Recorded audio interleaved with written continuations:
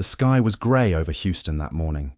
The Simmons house was full of people dressed in black. Cars lined the street. Inside, family and friends gathered to say goodbye to Pastor Vernon Simmons.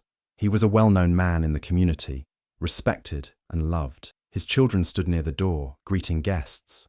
There were hugs, whispers, and soft crying. But across the street, standing alone in plain clothes, was Ava Simmons. She watched the front door from a distance, her face calm but tired. She didn't try to go in. Nobody waved at her. No one came to invite her across. Some of the guests noticed her and turned away. Others whispered behind their hands. "She's got the nerve to show up," someone muttered. "After what she did to Daddy," another voice added. Ava didn't react. She just stood there, her arms crossed, her back straight. She hadn't seen her father in 10 years, not since the day he told her never to come back. Then a sleek black car pulled up to the curb. The door opened, and a tall young man in a fitted suit stepped out. He had dark skin, sharp eyes, and walked with quiet confidence. Jordan Simmons, Ava's son, 20 years old, just back from studying law in the UK. People turned to look. A few smiled, expecting him to walk into the house. Instead, he looked across the street and spotted his mother. Without a word, he crossed over, ignoring the surprised faces around him. When he reached her, he didn't ask questions. He just pulled her into a long, tight hug. Ava closed her eyes and held him back. Her hands trembled slightly. It had been months since she saw him last. From across the street, the family watched in stunned silence. No one moved. No one spoke. After a long moment, Jordan stepped back and looked at his mother. Then he turned to face the house. "I need to know," he said quietly, "why they hate you so much." Ava looked down at the pavement. She didn't answer. Not yet. Ava Simmons was once the shining light of her family. At 44, her face still carried the beauty of her younger days, but her eyes told a different story. They were tired, full of pain, and memories she never spoke about. Ava had once been a nurse, calm, skilled, and trusted by everyone. Her patients loved her. Her father had been proud of her once too. The Simmons family wasn't just any family. They were wealthy and respected in Houston. Pastor Vernon Simmons, the head of the family, ran a chain of private health clinics along with his children. They had money, power, and a good name in the community. People looked up to them, came to their church, and trusted their care. Ava had been the eldest and the most involved in the family business. Everyone thought she would take over one day. She was smart, strong, and had a heart for people. But everything changed 10 years ago. One day, a large amount of money, $100,000, disappeared from the clinic's accounts. The family was shocked.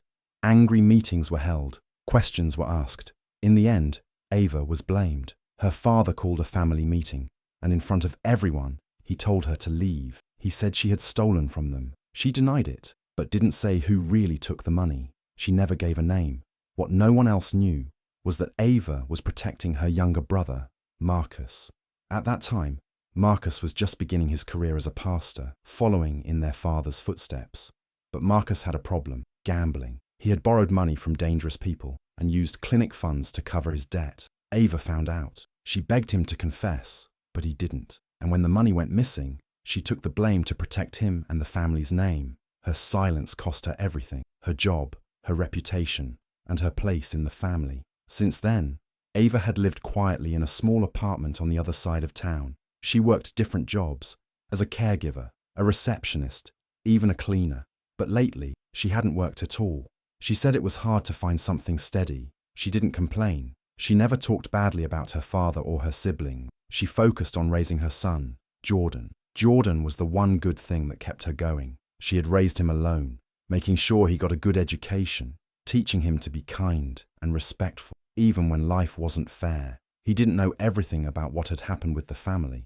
Ava had told him only the basics, that there had been a disagreement and she had to leave. She didn't want him to carry her pain. Jordan had always been sharp. He asked questions, paid attention, and had a strong sense of right and wrong. He got a scholarship to study pre-law in the UK.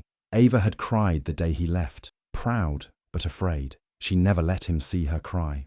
Now, Jordan was back, taller, more mature, but still the same boy at heart, thoughtful and loyal. When he saw how his mother was treated at the funeral, he couldn't stay quiet. Ava had spent 10 years avoiding trouble. She didn't go to the press, didn't file a case, didn't fight back. She didn't want Jordan to grow up with hate. She believed the truth would come out one day. But now, her father was gone, and Jordan had questions she couldn't ignore. What she didn't know was that the past was coming back, fast and loud. The family hadn't forgotten her. They hadn't forgiven her. And with Vernon Simmons gone, they had plans for the future that didn't include her name. Ava would have to decide whether to keep hiding or finally speak the truth. And Jordan? He was about to learn that the people he trusted most had buried secrets deeper than he ever imagined. Jordan entered the family home for the first time in over a decade. The Simmons house, large and beautifully kept, smelled of flowers and fresh linen. People were still lingering after the funeral, sipping coffee, sharing memories, and speaking in low voices. When Jordan stepped through the door, the noise seemed to pause. Then came the smiles. "Jordan, look at you! Oh my goodness, he's grown so tall! Just like your grandfather, so handsome." His aunties hugged him. His uncles patted his back. Cousins he barely remembered came to shake his hand. Everyone acted like he was the golden boy, like nothing had ever been wrong. They assumed he had been raised far from his mother's influence and that he had turned out well in spite of her. But Jordan smiled politely, greeted everyone with warmth, and made no effort to correct them. He was calm, well-spoken, and every word he said was clear and thoughtful. They led him into the living room, where Pastor Vernon's photo stood on the mantel, framed in gold. A few candles still burned beneath it. Jordan looked at it quietly for a moment. Then he asked the question that made the whole room fall still. "Why wasn't my mother at the funeral?" The silence lasted a beat too long. Someone cleared their throat. Another sipped coffee. Finally, Marcus, dressed in a sharp black suit, stepped forward. He smiled, but his eyes didn't. "Jordan," he said gently, "I'm glad you asked. It's time you knew the truth." He put a hand on Jordan's shoulder and led him into the study, away from the others. "She did something a long time ago," Marcus began. "Something serious. Money went missing from the business. A lot of money. Our father trusted her, but she betrayed that trust." Jordan didn't move. He just listened. Marcus went on. "She never explained, never took responsibility. Our father, he was heartbroken. He couldn't let it go. That's why she wasn't here today. He didn't want her around, not after everything." Jordan's expression stayed calm, but his eyes narrowed slightly. "And you're sure she was the one who took the money?" Marcus didn't blink. "Yes, we all are." Jordan nodded slowly. "I see." Later that night, Jordan sat in a quiet corner of the guest room, phone in hand. He searched old emails, names from the past. One stood out, Mr. Elias Grant, the family's former accountant. Jordan had met him once when he was a child. He still remembered his thick glasses and quiet voice. Jordan found a number. He called. No answer. He sent a message. "This is Jordan Simmons, Ava's son. I have questions about something that happened 10 years ago. Please call me." He didn't tell anyone he was digging. Not yet. He needed facts, not family stories. The next day, Ava came home from a long walk. The afternoon sun was setting, casting a dull orange glow through her apartment window. As she bent down to check her mail, she saw something unusual. An envelope. No stamp. No sender. She picked it up slowly and opened it. Her hands trembled as she read the first few lines. Her knees went weak, and she sat down on the small step outside her door. She was being sued. The Simmons estate, her own family, had filed a lawsuit against her. They were claiming damages related to the money that had gone missing 10 years ago. Now that Vernon was gone, they wanted everything tied up. They wanted to erase her. Ava stared at the paper in her hand. For 10 years, she had kept quiet. She had protected them, protected Marcus, and now they were trying to destroy what was left of her life. She folded the letter carefully and took a deep breath. A storm was coming, and this time, she couldn't stay quiet.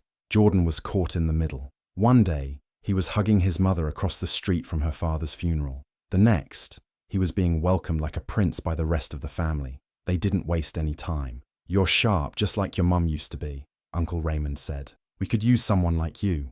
We're opening up a spot for interns at the clinic," Marcus added. "We'd be lucky to have you. Starting pay, full benefits. Oh, and there's a car. It's yours if you accept." A brand new black sedan waited in the driveway the next morning. Jordan hadn't even said yes yet. They also gave him a room in the guest house behind the main family home, fully furnished, fridge stocked, even a stack of books on law and ethics on the nightstand, like they knew exactly what he liked. It felt like a dream, but something about it all was off. Jordan could feel it, the way the family spoke of Ava like she didn't exist, the way Marcus smiled too hard and too often, the way no one asked how she was, not even once. That night, he visited his mother's apartment. She opened the door and blinked, surprised to see him.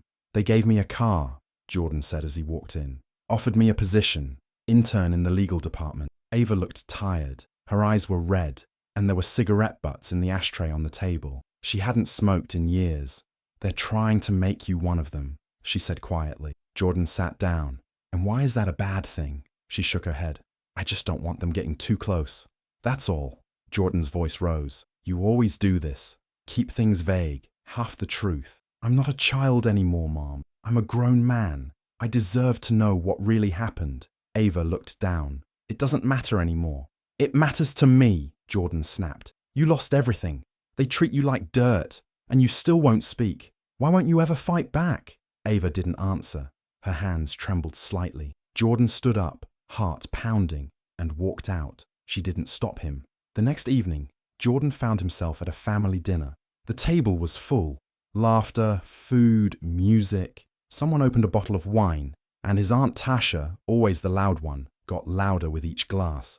"You're just like your mama, you know that?" she said, pointing at Jordan with a fork. "Smart?" "No, stubborn," she laughed. "She always protected people, even when they didn't deserve it." Jordan leaned in. "What do you mean?" Tasha smirked, her eyes hazy. "She took the fall for someone. Back then, that missing money mess wasn't her doing." Jordan froze. "Then whose was it?" She blinked, realized what she said. "Forget it. I've had too much to drink." But Jordan didn't forget. He went back to his guest house and opened his laptop. He pulled up public records, court filings, company financials, and he started to dig. He cross-referenced old staff names, followed digital trails. After 2 hours, he found something strange. 10 years ago, around the same time the money went missing, Marcus had taken out a personal loan, a big one. It was paid off quickly, almost too quickly. Then, a matching amount was logged as miscellaneous business expense in the clinic's annual report. It was just sitting there, buried among legal fees and marketing costs. Jordan kept digging, connecting dots. The money didn't just disappear. It had been moved, covered, rewritten in the books. He saved every document, every receipt. The next day, Jordan visited Ava again. She looked worse. The court summons still sat on the table. "They're excluding me from the foundation," she said softly. "What foundation?" "They're launching something in your grandfather's name. A medical program for poor communities. Big ceremony next month, all over the news. And they made sure my name isn't mentioned anywhere. Not even once." Jordan stared at her. "Mum, I gave my life to that clinic," she whispered. "To this family." She lit another cigarette. Jordan reached over and took it from her, stubbing it out. "You're not alone in this anymore," he said. "I'm going to find out everything, and I'm not going to let them erase you." Ava didn't speak, but for the first time in days, her hands stopped shaking. The Simmons Family Foundation Gala was the grandest event the clinic had ever hosted. The ballroom at the downtown hotel glittered with chandeliers, gold-trimmed banners, and white roses, Vernon Simmons' favorite flower. A massive portrait of him stood near the stage, smiling down at the guests. Everyone who was anyone in Houston's healthcare and religious circles was there. Marcus stood at the center, shaking hands and giving speeches like a polished star. He wore a navy blue tuxedo, his crosspin gleaming under the lights. Cameras clicked as he praised his father's legacy and the family's commitment to truth, healing, and honor. In the middle of all this, Jordan moved through the crowd with quiet purpose.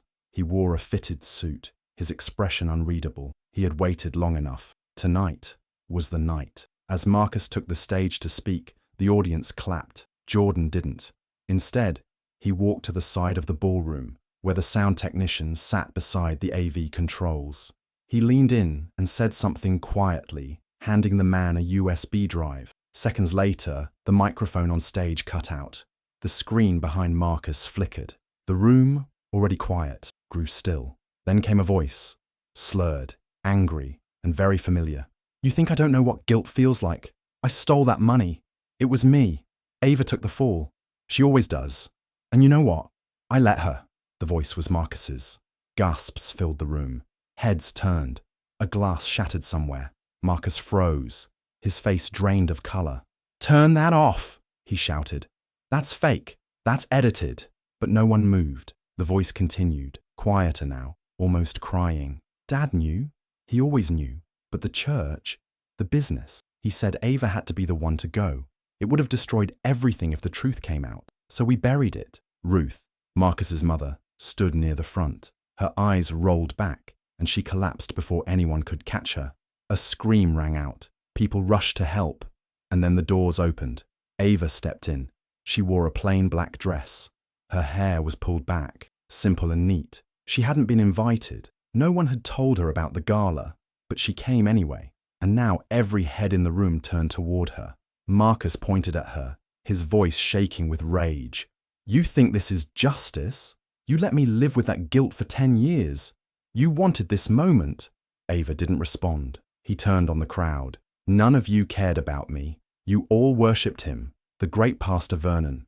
But he was a coward. He let this happen. He let her get thrown out like trash." The room was dead silent. One of the board members stepped forward. "Is it true, Marcus, what we just heard?" Marcus didn't answer. He was breathing hard, like he might break. Ava slowly walked toward the stage. Her hands trembled, but her eyes were steady. She looked up at her son. Jordan took her hand and helped her up. "I didn't come here to ruin anyone," Ava said, her voice soft but clear. "I came to watch them celebrate a man who once called me his daughter. I thought, maybe for a moment, I could feel proud again, but I see now. This place was never built for me." She turned to face the crowd. "I stayed quiet to protect my family. I never wanted this to come out. But silence doesn't heal lies. It just feeds them." Someone in the back started clapping. Slowly, others joined in. A few didn't move at all, but the truth had landed. Marcus sank into a chair, his head in his hands. Jordan stood beside Ava as she turned to leave. The room parted for them, quiet now, thoughtful. As they stepped outside into the cool night air, Ava broke. The tears came fast, heavy, without warning. Her knees buckled, and Jordan caught her before she could fall. She clung to him, sobbing into his chest. 10 years of silence, pain, shame, all of it spilling out at once. "I tried to protect everyone," she cried, "even when it broke me." Jordan held her tighter. "I know, Mom," he whispered. "And now everyone else knows too." Ava sued the Simmons estate for defamation and financial damages. The case moved quickly, helped by the recording Jordan had played at the gala and the sudden shift in public opinion. Headlines ran with the story. "Daughter falsely accused. Pastor's son confesses to decade-old theft." Support poured in from people Ava hadn't spoken to in years, former patients, colleagues, and even church members who had once turned their backs. The courtroom was packed the day the verdict was read. The judge's voice was steady. "The court finds in favor of Ava Simmons. She is awarded full damages, including loss of income, emotional distress, and defamation." Ava didn't cheer. She didn't smile. She just sat quietly, tears sliding down her cheeks. For the first time in 10 years, someone had finally said, out loud and in public, "You were right."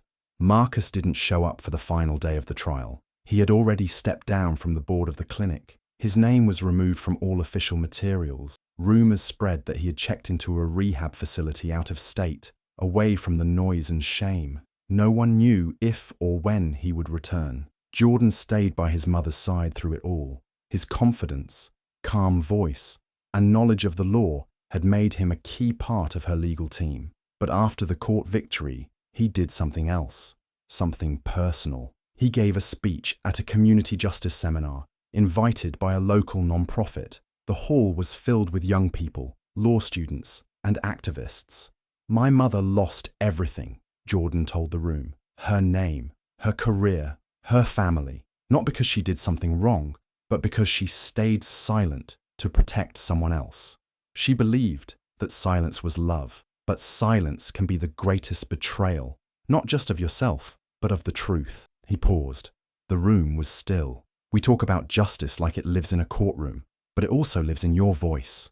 And if you don't use it, someone else will use theirs to rewrite your story. The audience stood to applaud, but Jordan didn't need the applause. He just wanted his mother to hear it. Months later, a new building opened in the heart of Ava's old neighborhood.